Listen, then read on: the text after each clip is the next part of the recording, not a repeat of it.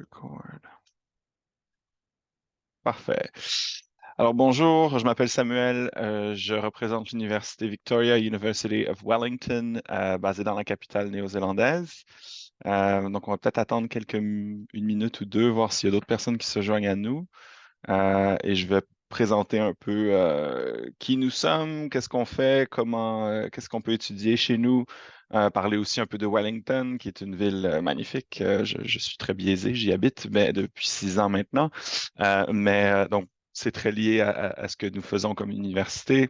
Donc, je vais parler de l'université, parler de la ville et aussi un peu de ce que vous pouvez étudier, des services qui sont offerts aux étudiants et un peu comment fonctionne le processus d'admission.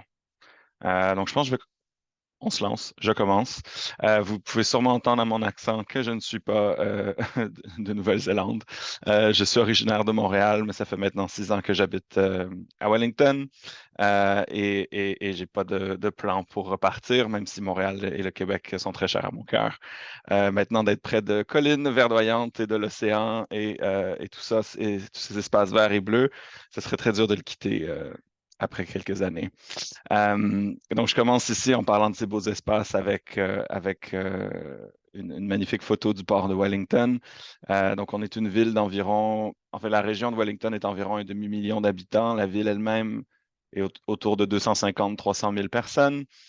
C'est la capitale néo-zélandaise, donc il y a plusieurs institutions qui sont basées ici, institutions publiques, organisations privées également. Donc, ça crée mais ce n'est pas une capitale ennuyante comme Ottawa, par exemple, si on pense au Canada, a cette réputation. Ici, on a plutôt une réputation de ville créative, très diversifiée, très internationale aussi, avec des gens qui viennent d'un peu partout dans le monde. J'en suis un exemple. Donc, ça crée vraiment un environnement d'études, je crois, très intéressant. C'est aussi la ville où c'est le plus facile de marcher, de vivre sans voiture en Nouvelle-Zélande. On a un excellent réseau de transport en commun pour la Nouvelle-Zélande. Donc, tout ça fait en sorte que les étudiants s'y sentent bien, les gens trouvent leur place, trouvent leur communauté. Et donc, c'est ce qu'on essaie vraiment de montrer ou d'associer plutôt avec l'expérience d'étudier chez nous. Euh, je passe, ou juste avant d'aller un peu plus loin, je trouve c'est important de reconnaître tout le monde qui est présent ici, même si on n'est qu'un petit groupe, d'une façon qui respecte la culture maori, qui est la culture autochtone indigène de la Nouvelle-Zélande. Donc, Enga mana, enga reo, e rauranga tirama, tēnā koutou, tēnā koutou, tēnā tātou katoa. Donc, c'est important, selon moi, de reconnaître les personnes présentes, reconnaître le mana, le prestige, le pouvoir de chaque personne, les langues parlées et la diversité des gens présents. Vous allez voir dans toutes vos recherches, j'imagine, sur des institutions en Nouvelle-Zélande, que la culture maori est très présente, très intégrale à tout ce qu'on fait. Et donc, c'est pas pour être show-off. Ça fait vraiment partie de quelque chose qu'on fait tous les jours. On utilise beaucoup de mots au quotidien de la langue maori et des concepts culturels qui sont intégrés dans une institution. Et les points de vue, les connaissances maori sont mises au même niveau que les connaissances occidentales. Donc, c'est important de le mentionner. Euh, Wellington, je vous en ai déjà un peu parlé. C'est une ville côtière. On est situé presque au centre géographique du pays, au sud de l'île du Nord. Donc, de Wellington, vous pouvez prendre un traversier 3 heures, être sur l'île du Sud. Donc, ça fait que Wellington est un excellent endroit pour explorer le reste du pays. Vous n'êtes jamais à plus d'1 heure de vol d'une autre ville en Nouvelle-Zélande. Donc, c'est facile d'aller visiter les Alpes australes dans le sud, les forêts subtropicales dans le nord, et donc de bien explorer le reste du pays. Mais la région de Wellington elle-même a beaucoup à offrir. On est la capitale du café, on est la capitale créative aussi. Mais plutôt que vous en parler, je vais vous montrer quelques images ici rapidement de notre ville.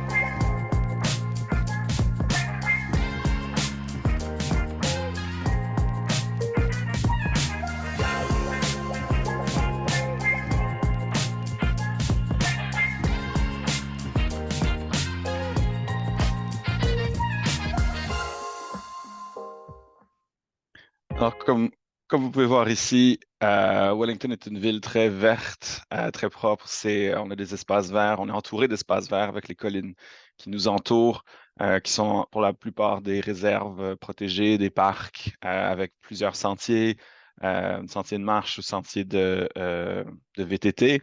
Donc, c'est vraiment, en quelques minutes, vous pouvez passer du centre-ville à la forêt, puis ensuite, quelques minutes plus tard, vous vous retrouvez sur la côte, sur la plage et profiter donc de ces espaces sans être trop loin d'une vie dynamique qu'on retrouve en ville. Donc, pour une ville de cette taille, moi, j'ai toujours l'impression que elle paraît plus grande qu'elle est.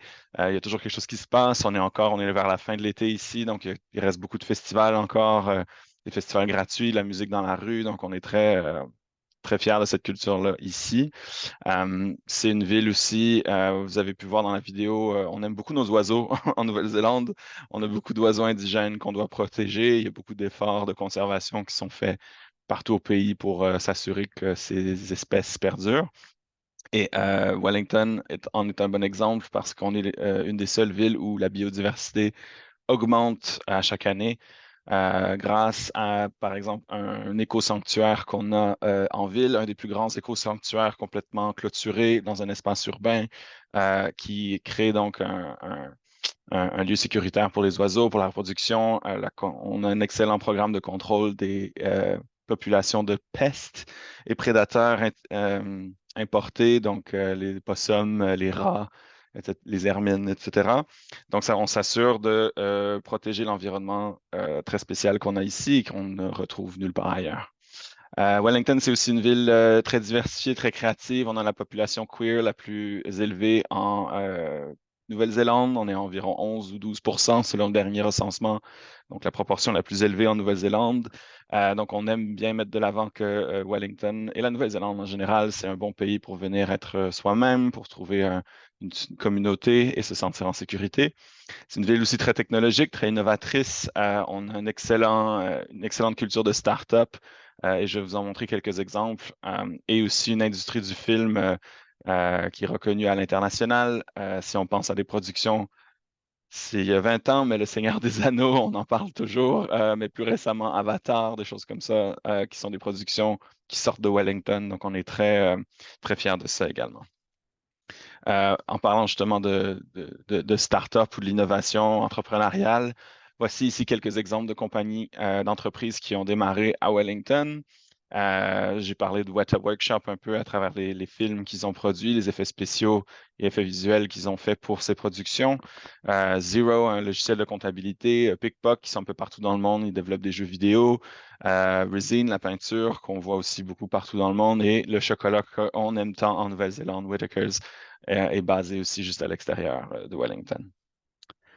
Maintenant, notre université, comment elle s'intègre à tout ça? Vous allez voir par les campus qu'on a qui sont vraiment dans la ville centrale, en fait, la ville devient notre campus. Mais pour vous montrer une petite introduction, je vous présente la vidéo ici pour que vous voyez un peu à quoi ressemble notre université.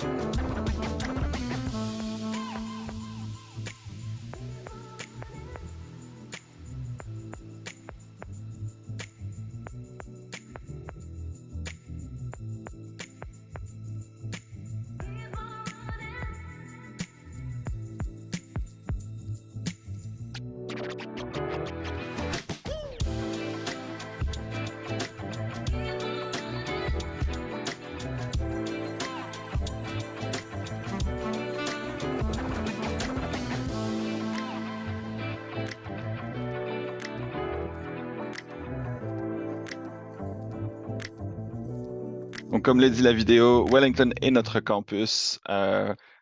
on est vraiment bien intégré. Notre population étudiante est à environ, je crois, 22 000 étudiants en ce moment. Donc, on ressent vraiment la présence étudiante dans la ville et ça crée un dynamisme vraiment super intéressant, je pense, pour les gens qui viennent y habiter. On a environ 3 000 étudiants internationaux dans notre population étudiante, donc de plus de 110 pays. Je crois 114 pays sont représentés avec le dernier trimestre qui vient de commencer. Euh, et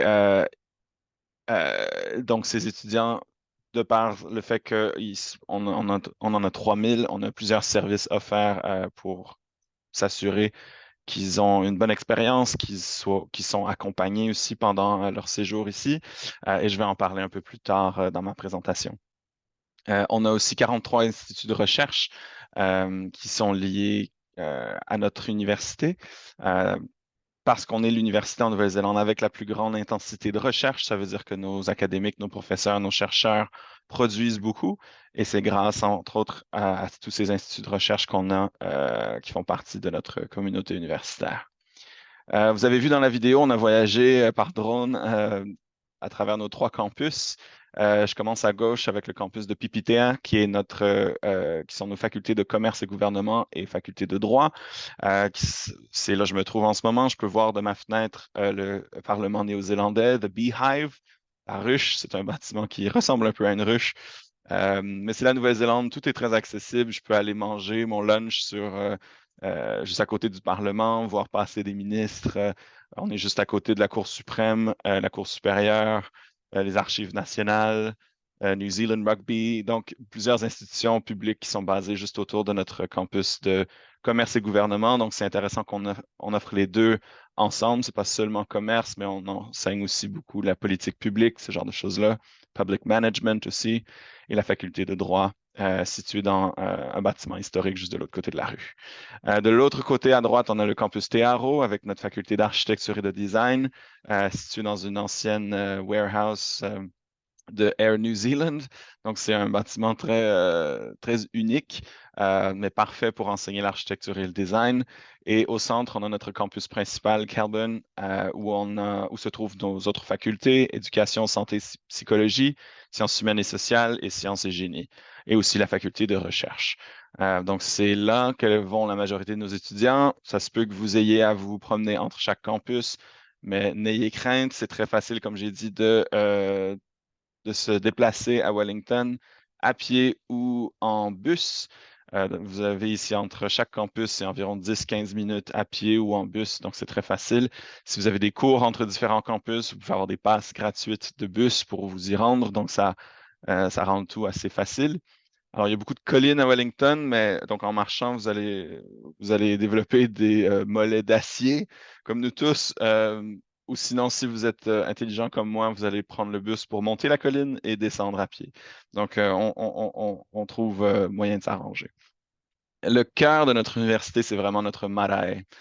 Donc, si vous n'êtes pas familier avec la culture maori, le marae est vraiment est un lieu de rencontre. C'est le centre d'une communauté maori. On y trouve, comme sur la photo ici, un wharenui, ou une maison de rencontre. Donc, on était la première université dans les années 80 à avoir un marae sur notre campus. Qui n'est pas lié à une seule iwi ou une seule tribu maori, une seule communauté. C'est vraiment pour tous nos étudiants maoris, mais avec le temps, c'est devenu un espace pour tous les membres de la communauté de l'université. Sur la photo ici, c'est un excellent exemple. C'est une cérémonie de bienvenue, d'accueil traditionnelle maori pour tous nos étudiants internationaux. Si vous avez un bon œil, vous allez me voir au fond, à écouter très attentivement. Mais donc, c'est une excellente opportunité pour nos étudiants internationaux, pardon, de sentir qu'ils font maintenant partie de notre communauté et c'est une invitation à venir amarrer votre waka parce qu'en fait, le nom de notre marae et le nom de notre université en maori est Te Herenga Waka, qui veut dire le lieu où on amarre les canoës. Donc, l'idée étant que chaque personne a ses propres connaissances, ses propres expériences dans son canoë, et ils vont venir s'amarrer à nous le temps d'une formation académique. Donc, l'invitation est lancée. Venez amarrer votre waka à nous. Un peu plus sur nos classements, où on se classe dans le monde, c'est quand même important de le mentionner. J'ai déjà mentionné qu'on est très fort en intensité de recherche. On est aussi très fort en action climatique, en développement durable également. On est dans le top 2% des meilleures universités au monde et le top 1% des universités dans plusieurs matières, y compris les études du développement, sciences de la terre, de la mer, histoire, géologie, droit, politique et études internationales, psychologie. Donc, notre force en Nouvelle-Zélande, on est bien connu pour les sciences humaines, sociales, politiques, relations internationales, commerce. Mais vraiment, on fait beaucoup de choses au-delà de ça. J'ai déjà mentionné les facultés que nous avons. Donc, vous voyez qu'on fait un peu de tout chez nous. Notre école de commerce et gouvernement a l'accréditation Triple Crown, que peu d'écoles de commerce ont dans le monde. Donc, c'est internationalement reconnu. Et nos facultés de droit et sciences humaines font partie des meilleures au monde également. Donc, on est très fiers de tous ces classements, de voir cette reconnaissance à l'international. Et comme mes collègues de New Zealand Services ont mentionné, tous nos diplômes sont évidemment reconnus dans le monde, donc la formation que vous venez faire chez nous sera reconnue ailleurs. Donc, il y a plusieurs domaines d'études chez nous. Au niveau du premier cycle, on offre environ, je crois, 18 licences et je les ai indiquées ici sur cette page. Donc, on va de l'architecture, des arts, sciences biomédicales, construction, commerce, communication, design, etc. Les choses à noter, c'est qu'on n'offre pas médecine ou pharmacie. Par contre, on a une formation en santé pour la promotion de la santé, leadership en santé, sage-femme. Même chose au niveau du génie, on n'offre pas le génie civil, mais on offre le génie plutôt informatique, donc cybersécurité, mécatronique, génie logiciel. Et au niveau des sciences, on est très fort, comme j'ai mentionné, les sciences biologie marine, par exemple, sciences de l'espace. Également, c'est peu connu, mais la Nouvelle-Zélande est très fort dans ce qui est de l'envoi d'objets dans l'espace. On travaille beaucoup avec la NASA. Psychologie est on était la première université avec un Bachelor of Psychology, donc une licence complète en psychologie et plusieurs spécialités à ce niveau-là. Même chose avec une licence en politique, musique populaire, donc il y a plusieurs façons d'étudier ce qui vous intéresse. Et l'avantage en Nouvelle-Zélande, c'est que les licences sont en général de 3 ans seulement, donc ça va très vite. Vous êtes directement dans ce que vous voulez étudier et elles sont très flexibles. Donc, ça vous permet de combiner des spécialisations, des majors de différentes formations. Par exemple, encore hier, j'ai rencontré une de mes étudiantes qui fait un Bachelor of Science en psychologie pardon, et en informatique parce qu'elle s'intéresse au cerveau humain et des ordinateurs. Je parlais à quelqu'un d'autre qui voulait faire biologie marine et film, parce qu'il adore filmer les poissons. Donc, il y a toutes sortes de façons comme ça de combiner divers intérêts sans allonger la formation. Donc, vous pouvez le faire en 3 ans, mais sortir avec une formation avec 2 spécialités. Au niveau du deuxième et troisième cycle, donc on offre beaucoup de programmes de maîtrise, de master, qui sont en général de 1 ou 2 ans. 2 ans, ça inclut de la recherche, mais on a plusieurs formations qui sont plutôt orientées sur des cours et qui peuvent être complétées en une année de calendrier. Donc, de février à février, par exemple. Donc, c'est des masters assez rapides. On en a aussi dans des domaines de reconversion professionnelle. Donc, si vous cherchez à vous réorienter en venant en Nouvelle-Zélande, par exemple. On offre des masters de Global Business, Professional Business Analysis, Software Engineering, donc le génie logiciel, User Experience Design. Donc, on a des formations dans divers domaines qui n'exigent pas d'avoir des antécédents académiques dans ces disciplines. Donc, vous pourriez, par exemple, faire un master de développement de logiciels avec une formation, je ne sais pas, en sciences humaines avant, par exemple. Donc, ça vous permet de vous reconvertir. C'est vraiment axé sur l'emploi, l'employabilité, pour que vous puissiez commencer cette expérience en Nouvelle-Zélande une fois que vous aurez gradué. On offre aussi le doctorat. J'ai mentionné la recherche quelques fois. C'est possible de faire un doctorat en Nouvelle-Zélande en 3-4 ans. L'avantage des doctorats ici, c'est que vous payez des frais de scolarité domestiques. Les frais de scolarité internationaux n'existent pas pour le doctorat, donc c'est beaucoup moins cher que d'autres formations. C'est sur 3-4 ans. Il y a des possibilités de bourse également. Il y a 3 cycles d'admission par année en mars, juillet et novembre. Donc, j'en parlerai un peu plus tard aussi. Mais c'est une option alléchante. C'est aussi facile d'emmener avec vous votre conjoint, conjointe ou des dépendants également. Avec le doctorat, avec le master, avec la maîtrise, c'est également possible d'amener un conjoint. Les enfants, c'est moins direct d'avoir un visa d'études pour eux, par exemple. Mais on pourra, New Zealand Services peut vous aider avec toutes ces questions de visa. Et il y a aussi d'autres programmes plus courts. Si de venir faire toute une licence ou toute une maîtrise semble un peu trop long, ou si vous êtes un peu plus jeune et vous cherchez juste une première expérience à l'étranger, on offre des programmes de type année de césure entre de 6 mois à 1 an. Par exemple, le Study Abroad, et pour les gens qui sont déjà dans une université dans un autre pays, mais qui veulent venir ici pour seulement un semestre.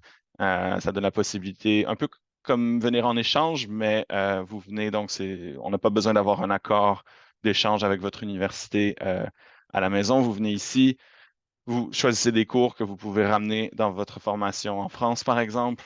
Mais de venir ici en étudiant en study abroad, ça vous permet aussi de travailler pendant vos études. Donc, c'est un bon programme études-travail. Et quand je dis travail ici, c'est de trouver un travail en ville, par exemple. Le visa vous le permet. C'est pour les gens qui terminent le lycée, qui n'ont pas encore commencé l'université en France, par exemple, et qui ils veulent une expérience universitaire. On a le First Year Abroad, qui permet aussi de travailler pendant les études, mais qui donne l'accès à des cours de première année dans toutes nos disciplines. Donc, ça permet d'essayer différentes choses à un niveau universitaire, dans un autre pays, améliorer son anglais, ses compétences globales, culturelles. Donc, ça permet de faire quelque chose de cette année de césure ou d'un semestre de césure avant, par exemple, de commencer, de retourner en France et poursuivre ses études. On offre également un programme d'anglais académique, EAP, English for Academic Purposes, qui est un programme en session de 12 semaines, 3 fois par année, qui exige un niveau déjà assez fort, intermédiaire, autour d'un B1 peut-être. Donc, s'il vous en manque un petit peu pour atteindre le B2 ou le C1 pour faire des études universitaires, on peut vous y amener avec le programme EAP. Et j'en parlerai un peu plus tard aussi. En parallèle de vos études, il y a plusieurs opportunités qui existent qu'on vous invite à saisir pour développer d'autres compétences, rencontrer des gens. On parle par exemple du programme Kitea qui offre une série d'activités tout au long de l'année auxquelles vous pouvez vous joindre pour accumuler des points et obtenir un certificat à la fin qui dit que vous avez complété ce programme en faisant du bénévolat, en assistant à des séances on les appelle des dialogues diplomatiques parce qu'on est toute la communauté diplomatique ici, des ambassadeurs qui viennent parler à nos étudiants. Vous participez à différentes activités sur le campus. Et donc, tout ça fait partie du programme Kitea. On a plusieurs opportunités de travail avec des entreprises à travers nos cours qui offrent parfois des stages, des placements ou des projets en entreprise. On a un espace d'innovation qui s'appelle l'Atome, qui permet de développer des compétences entrepreneuriales pour des gens. J'ai mentionné la culture des startups un peu. Donc, on met en contact des étudiants intéressés avec des gens qui ont fait des startups, qui ont démarré des entreprises ici. Et donc, ça permet de développer ces compétences-là également. Donc, tout ce genre d'opportunités existent à notre université pour bénéficier, pour profiter des contacts que nous avons avec les institutions publiques et privées basées à Wellington. Donc, voyons voir ce qu'en disent nos étudiants internationaux qui ont choisi de venir ici.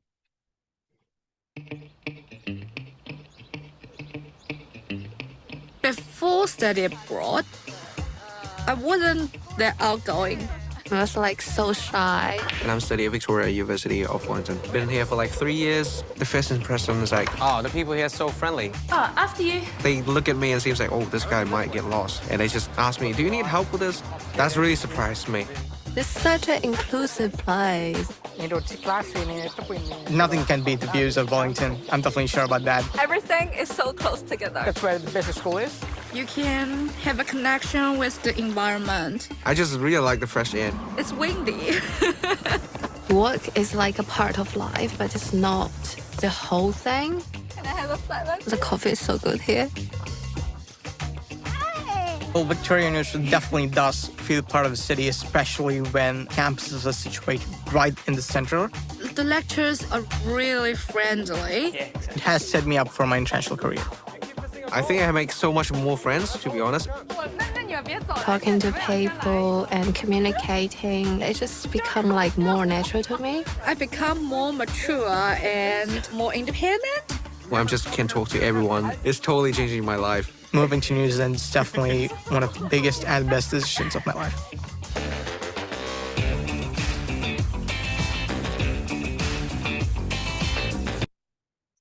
Ça fait toujours du bien à entendre. En regardant la vidéo, je pensais aussi, on les voit faire du sport ici, et la Nouvelle-Zélande en général, c'est un pays très sportif.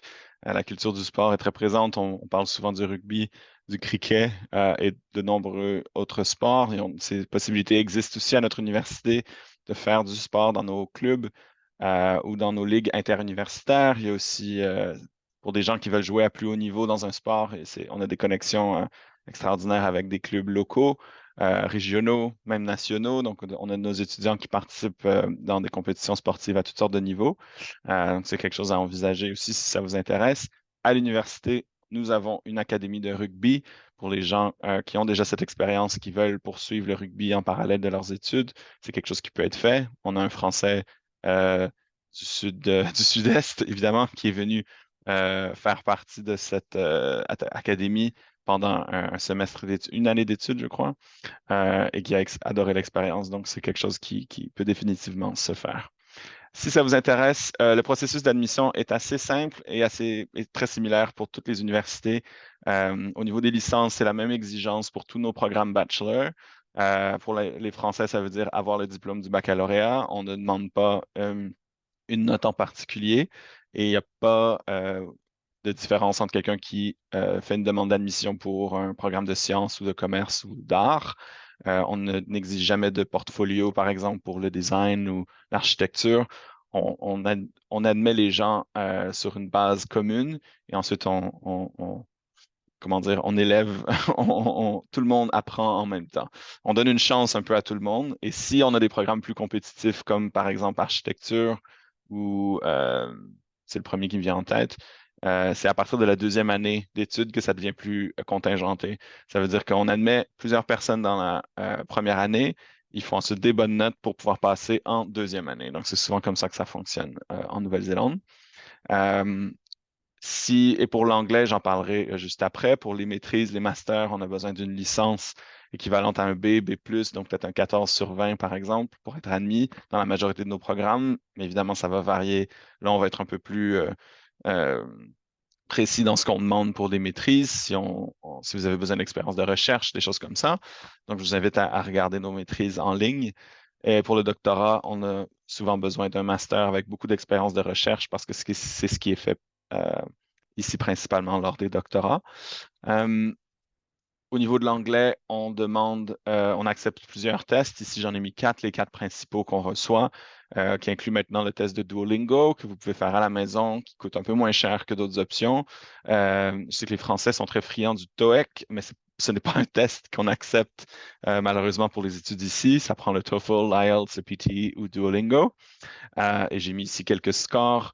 Mais comme j'ai mentionné plus tôt, nous offrons un programme d'anglais académique et j'ai beaucoup de mes étudiants francophones qui ont fait ça, de venir faire un trimestre de cours d'anglais pour gagner en confiance et aussi pour atteindre le niveau qui est requis pour notre exigence linguistique. Donc, il y a moyen de faire une demande d'admission pour l'anglais et pour un autre programme comme un master et d'avoir un seul visa pour les deux programmes. Donc, tout se fait assez bien dans ce qu'on appelle un programme passerelle ou pathway.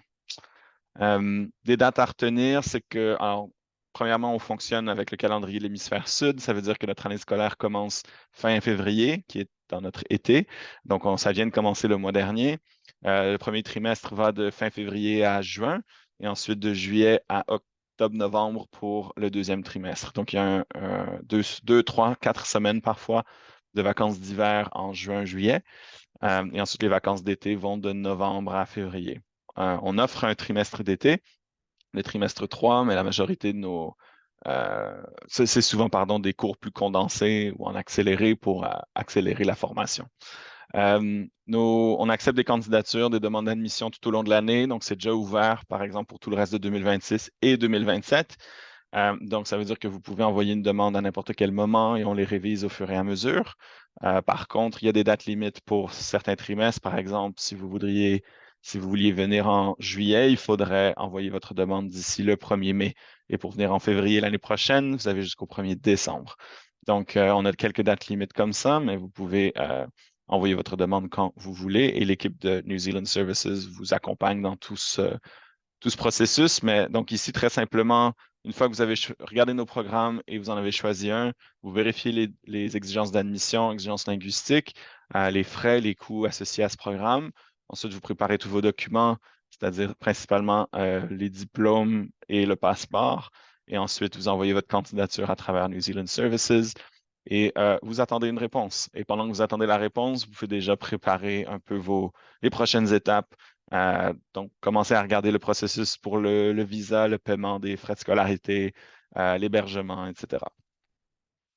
Parlant d'hébergement, c'est un des services qu'on offre à nos étudiants. On gère nous-mêmes 14 résidences dans la ville de Wellington. Sur la carte ici, vous voyez en jaune nos 3 campus dont j'ai déjà parlé et en vert gris, vous avez nos résidences universitaires. Certaines résidences sont pour nos étudiants de première année de licence et les autres sont pour des étudiants un peu plus vieux. Donc vraiment, peu importe votre âge, votre niveau d'études, il y aura des options chez nous. Et bien qu'on ne garantisse pas officiellement l'hébergement pour nos étudiants internationaux, en réalité, on trouve toujours de la place si vous faites votre demande dans les délais demandés. Et puisque tout est central, comme j'ai mentionné, tout se fait à pied, c'est facile de se rendre à chaque campus, peu importe où vous habitez. Voici ici quelques exemples. Everton, Hall et Whanau Marama sont 2 exemples de résidences où on a des étudiants de licence, mais de 2e, 3e année, ou des étudiants de 2e et 3e cycle, alors que Te Puni Village et Warehouse sont pour des premières années de licence. Donc, ils incluent la nourriture.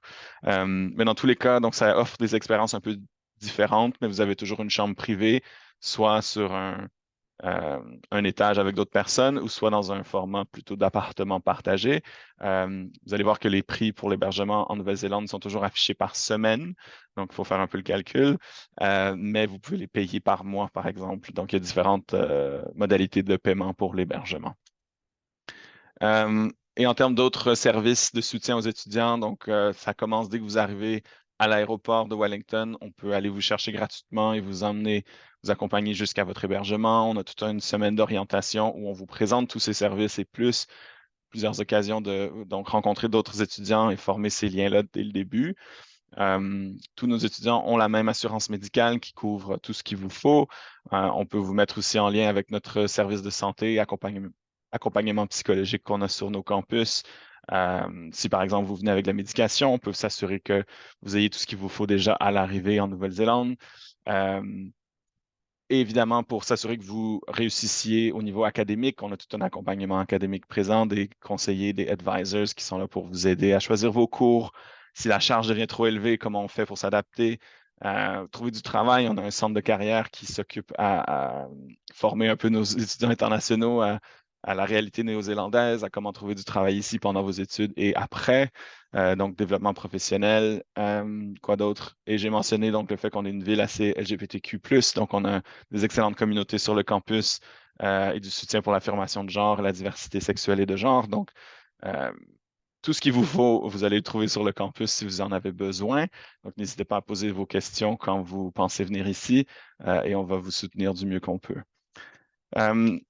Finalement, le côté financier, évidemment, est très important dans tout ça. Ici, je voulais vous présenter rapidement, donc si en plus des frais de scolarité, il faut évidemment de l'argent pour vous soutenir pendant votre vie ici. Au niveau du visa Immigration New Zealand, qui est l'agence gouvernementale qui s'occupe de l'immigration et qui traite toutes les demandes de visa, va demander une preuve de fonds de soutien d'environ 20 000 $ néo-zélandais.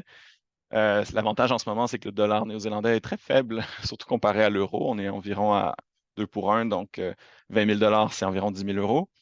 Mais évidemment, le coût de la vie réel va dépendre de votre style de vie, de vos habitudes, de vos besoins. Je remarque petite coquille dans la présentation quand je vous parle, à corriger plus tard. Un budget qu'on recommande plus réalistement, c'est entre 23 et 25 000 néo-zélandais par année. Si vous voulez planifier un peu vos finances, je vous invite à utiliser notre calculateur de prix. Donc, si vous cherchez sur le site web Cost Calculator, vous allez pouvoir le trouver. Et donc, c'est facile, ça vous montre, comme vous voyez ici, selon votre programme d'études et le type d'hébergement que vous choisissez, ça va vous montrer un peu les différents coûts associés à votre formation. L'université offre toute une gamme de bourses pour nos étudiants domestiques et internationaux. La Nouvelle-Zélande, en général, les universités n'offrent pas de bourses complètes. Ce n'est pas dans la culture ici. Par contre, ce sont des bourses partielles. Et à Victoria University, on est très fiers d'offrir des bourses à tous nos étudiants internationaux admis au premier ou deuxième cycle. Donc, par exemple, si vous êtes admis dans une licence, on vous offre directement 15 000 néo-zélandais comme un rabais en bourse directement sur votre offre d'études. Si vous commencez un master, ce sera 10 000 de réduction directement sur votre offre d'études. Donc ça s'applique à la première année d'études. Si vous faites plus qu'une année d'études, il y aura d'autres bourses partielles auxquelles vous pouvez postuler. J'en ai mis quelques exemples ici. Par exemple, la Pacohe Sustainability Scholarship qui offre 4 000 le gouvernement néo-zélandais offre des bourses sous le programme Manaki New Zealand Scholarships, qui offre des bourses pour des maîtrises ou des doctorats aux résidents de Nouvelle-Calédonie, Polynésie française et Wallis-et-Futuna. C'est un programme qui est actif dans le Pacifique et dans l'Asie du Sud-Est seulement. Donc, c'est malheureusement pas accessible aux gens de métropole ou d'Europe, par exemple. J'ai mentionné dans les années de césure le programme de Study Abroad, qui est seulement d'un semestre ou d'une année. On a une bourse de 1 000 aussi que vous pouvez demander pour ce programme-là. Donc, il y a des opportunités comme ça qui existent pour aider un peu à financer votre séjour chez nous. Au niveau du visa, alors New Zealand Services est vraiment la compagnie qui peut vous aider avec ça.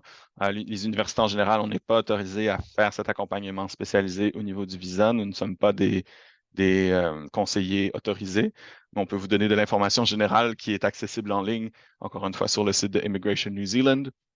Règle générale, si vous venez étudier ici, ça vous prend un visa d'études qui est renouvelable à chaque année d'études.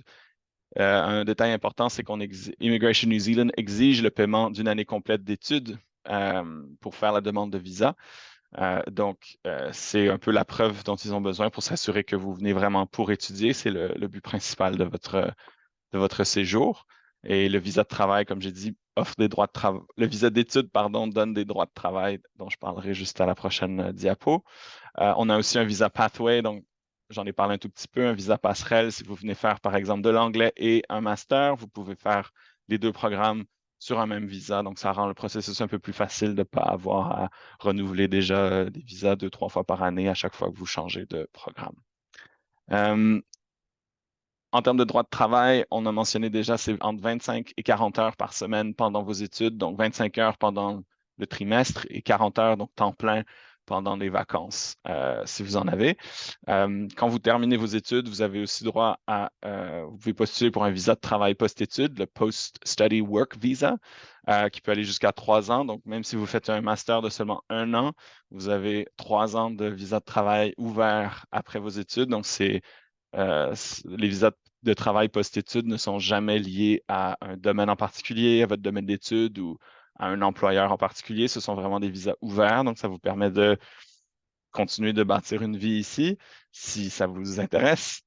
Et c'est aussi une bonne façon donc de trouver un emploi et d'obtenir la résidence en Nouvelle-Zélande si c'est, encore une fois, si vous voulez rester de façon permanente. Nos diplômés vont un peu partout en Nouvelle-Zélande et dans le monde. Ici, j'ai mis quelques exemples de compagnies, d'entreprises où sont allés nos diplômés. Donc, il y a vraiment plusieurs opportunités tout au long de vos études pour réseauter, parce qu'en fait, la Nouvelle-Zélande, c'est un petit pays. On est 5 millions d'habitants. Donc, on dit toujours, la blague, c'est qu'il y a 2 degrés de séparation ici. Et c'est vrai, c'est vraiment de bâtir ce réseau, cette communauté ici, ça vous ouvre des portes. Donc, l'université vous offre beaucoup de possibilités de créer ce réseau et on vous invite à saisir ces opportunités parce que c'est souvent ce qui peut vous donner accès à un travail plus tard.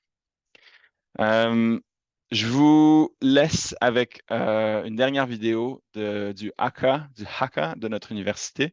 Ça se peut que vous ayez déjà vu un haka si vous avez regardé les All Blacks, l'équipe de rugby néo-zélandaise. Le leur est très guerrier, dans le but un peu d'intimider. Un haka en général, c'est souvent traduit par une danse ou un chant. Ça se veut toujours assez sérieux, mais souvent c'est fait pour honorer des invités aussi ou pour comme une marque de respect.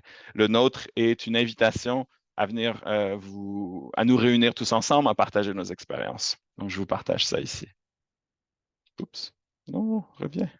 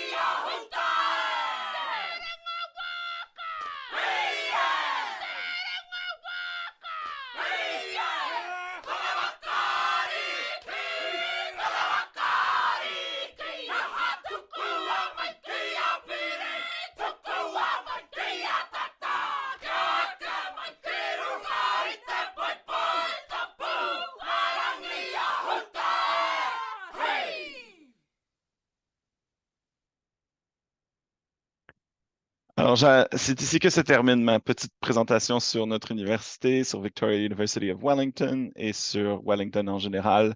Donc, si vous avez des questions, n'hésitez pas, je suis là pour ça. Mais sinon, vous pouvez aussi contacter l'équipe de New Zealand Services qui peut, avec leur équipe donc en Nouvelle-Zélande et en Europe, c'est un peu plus facile avec le décalage horaire parfois de communiquer avec eux, mais on se connaît bien. Donc, si vous avez des questions sur les démarches, ou quoi que ce soit, ils peuvent vous aider, mais sinon, je suis là. Donc, merci beaucoup de votre présence et de votre attention et j'espère vous voir en Nouvelle-Zélande. Est-ce qu'il y a des questions? Oui, merci beaucoup pour cette Merci. présentation. Et je suis parce que ma fille pourrait être intéressée, alors plutôt à la base sur un programme d'une année. Mhm. Et j'ai pas tout capté, mais au niveau des frais d'études, est-ce que ça varie en fonction des options ou des matières qu'on va choisir? Les frais de scolarité, donc si c'est pour seulement une année, Bah, pour une année universitaire, c'est niveau université, bachelor, OK. par exemple. Oui. Donc oui, ça va varier selon le sujet selon le type de licence. Donc par exemple, un Bachelor of Commerce, une année coûte environ entre 35 et 40 000 dollars néo-zélandais pour l'année. D'accord. Et ça, ultimement, ça varie selon les cours exacts qu'ils prennent, mais c'est une estimation et c'est ce qu'on met sur notre site web. Pour quelqu'un qui viendrait faire seulement un study abroad, donc le programme de un semestre ou une année sans, Oui. prendre tout un bachelor, c'est possible de le faire. C'est un frais fixe de 13 000 par semestre. Donc 13 000 dollars néo-zélandais, environ 6 500 euros pour un semestre. Et ils peuvent choisir jusqu'à 4 cours. Ils choisissent ce qu'ils veulent. Mais c'est un tarif fixe, disons. D'accord. Donc là, c'est libre au niveau de matière académique Exact. pour les frais. D'accord. Exact. Et par-dessus ça, il y a tous les frais de vie. Oui, Tout c'est ça ça, est ouais. résolu. Ouais. Mhm. Donc pour Et les... si, Ah, pardon, j'allais dire seulement pour l'hébergement, par exemple, on part sur autour de 6 000, 7 000 dollars néo-zélandais pour un semestre, selon la d'accord, résidence choisie, etc. Mm. d'accord. Et si c'était plutôt parti pour un licence ou un bachelor pour 3 ans, du coup, du coup, il faut qu'on aille voir sur le petit appli pour voir les tarifs en fonction des matières qu'on choisit, c'est ça? Oui, je pense que c'est la meilleure Oui. option pour comparer un peu. Je vais vous le mettre dans le chat ici, comme ça vous l'avez. Euh, Merci. voilà. Donc, oui, je vous invite à regarder ça pour faire un peu le budget. Vous pouvez aussi faire la conversion directement dans la devise que vous voulez. Euh, Ça dit ici 2025, mais je pense qu'ils ont mis à jour. Ils devraient avoir mis à jour les frais pour cette année au moins. Je vérifierai, mais ça vous donne au moins une piste de départ. Ouais. D'accord. On va aller regarder ça. Et du coup, le bourse, c'est de 15 000 Mhm. dollars nouvelle-zélandais. Ça, c'est sur les 3 ans. C'est applicable sur la première année d'études. Donc, c'est Ah, d'accord. seulement un 15 000 une fois pour la première année. Ensuite, pour la D'accord. deuxième ou troisième année, ce sera des bourses partielles, généralement entre 5 et 10 000 maximum. Ouais. D'accord, très bien. Et ça, c'est une application à faire en fonction enfin, quels sont les critères en fait d'attribution derrière? C'est Pour la bourse de 15 000, elle est donnée dès que la personne est admise. Euh, pour les autres bourses, pour la deuxième et troisième année, les critères varient. Il y a des bourses pour certaines matières spécifiques comme l'architecture ou la musique. Je dis ça parce que c'est ce qui me vient en tête. D'accord. D'autres sont plutôt liées à des activités extrascolaires comme des activités de sustainability ou le sport, par exemple. Ok, d'accord. Et pour un niveau master, il y a des bourses aussi qui peuvent aider avec le frais de scolarité? Oui, on a aussi une bourse automatique de 10 000. Celle-là, Mhm. pas 15, mais 10 000 dollars. Et il y a d'autres bourses partielles qui existent aussi, qui peuvent être combinées à celle de 10 000. Donc, on a toute je vais vous mettre le lien aussi. On a toute une base de données. Alors, ça, c'est les bourses généralement internationales, mais je vais vous mettre la base de données aussi. Voilà. Donc, je vous invite à regarder ces liens pour voir un peu ce qu'il y a et ce qui pourrait être applicable dans votre cas. Très bien, merci beaucoup. Et vous pourriez partager les slides après, ou peut-être que Nouvelle-Zélande Services peut le partager, ou je sais Oui, pas je vais comment leur ça se passe. envoyer la présentation après. Donc, oui, je vais leur demander qu'ils partagent ça avec vous. D'accord, et je vois votre mail, donc on peut vous contacter pour d'autres questions ou Oui, d'autres. c'est des questions plus précises sur l'université, ça me fait plaisir d'y répondre. Euh, Ensuite, une fois que vous êtes prête à faire les démarches, New Zealand Services peuvent vous aider là-dedans. Euh, si vous préférez.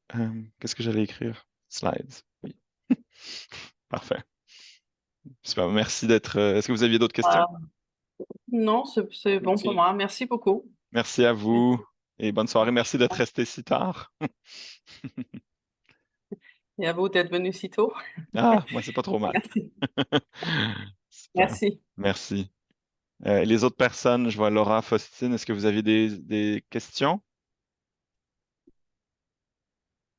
Ou ça va?